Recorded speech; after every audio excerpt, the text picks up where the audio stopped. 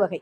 மூன்றாவது வகை, கொஞ்சம் நாம நம்மளுடைய மனசை ஆஸ்வாசப்படுத்திக்கிறோம். என்னன்னா, அந்த துவாவை ரொம்ப நாள் இல்ல, வாழ்நாள் முழுவதும் அந்த துவாவை அல்லாஹ்விடத்துல கேட்கிறோம், கபுலாக்குற மாதிரி தெரியல அப்படின்னு சொல்லிட்டு மனம் தளர்ந்து இருக்கிறோம்.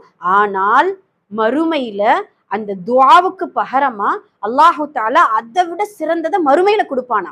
அதனுடைய நன்மைகளை, சொர்க்கமா இருக்கலாம், சொர்க்கத்துடைய மாளிகைகளா இருக்கலாம், பெரிய பெரிய ஏதாவது ஒரு கிஃப்ட் என்ன செய்வான், துவாவுக்கு பகரமா கொடுப்பானா. அப்ப அந்த அடியான் நினைப்பானா, சே நம்ம பேசாம இந்த உலகத்துல என்னென்ன துவாக்கள் கேட்டோமோ அதெல்லாம் கபுலாகாம இருந்தா சிறந்ததை அல்லாஹ் மறுமையில கொடுத்திருப்பானேன்னு நினைப்போம்.